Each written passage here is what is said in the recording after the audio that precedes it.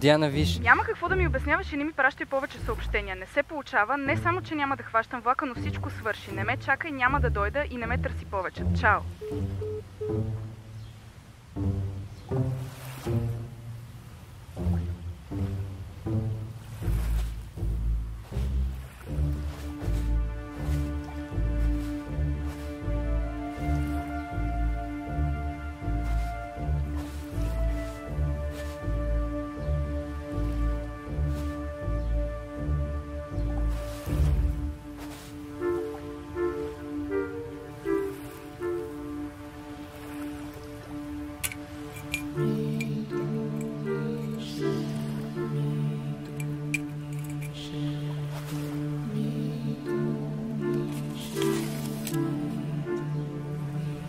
Светът е в плен на зла магия, хора в унес вървят към беда, но скоро тази Орисия ще изтече като вода. Добро от зло да разпознават ще могат те, защото днес ти трябва да спасиш земята. Това писмо, щом прочетеш.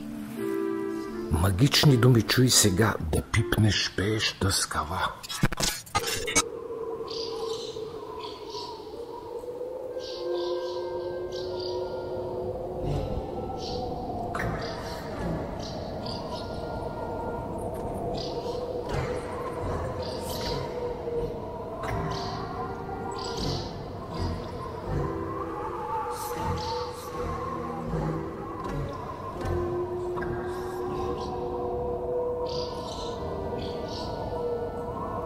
Вълшебен шепот ще те прати да чуеш как се реже вятър.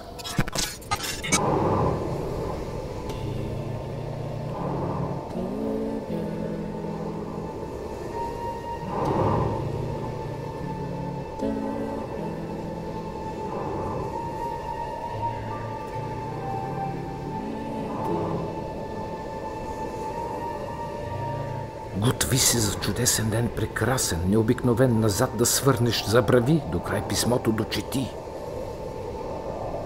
Ще вдишаш в грохота на падаща река ухание на слънчева мъгла.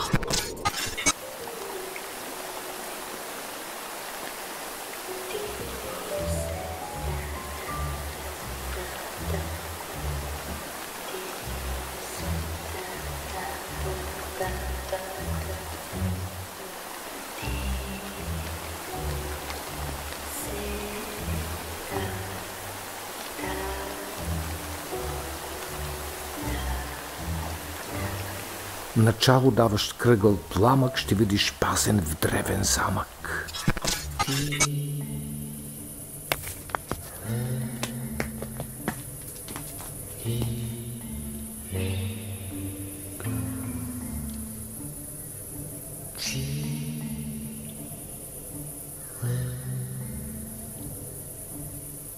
Сега финална стъпка имаш, едничък шанс и за света, или към светлината води, или към мрака на нощта.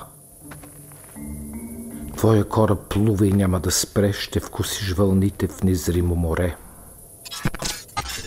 Ало, можеш ли да говориш? Братле, малко е наудничево, ама. Айде вкарам в един мой фил. Дали ще ходите на море с Диана? Айде ти дам една бутилка. Едно писмо. едно писмо в бутилка. Да го хвърлиш в морето. Казах си, че е малко наудничево. Петък чистихме един стар таван на Пиротска и сред поклуците намерих тая бутилка. Не съм от суеверните, обаче преди около 2 седмици пък сънувах една идиотщина.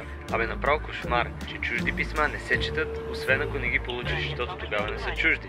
А ако отвориш писмо в бутилка, което не е било изпратено, цял живот ще... да не те разправям, идиотщина. Аз и на сънища не вярвам, обаче нещо се притесних. Така че хвърли бутилката в морето да ми се махва от главата.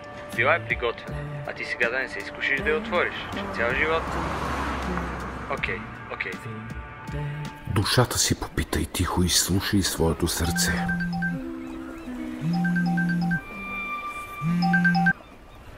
Ало, Диана?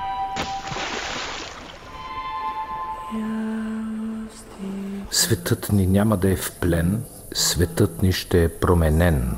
Арба де карба. Пълни глупости.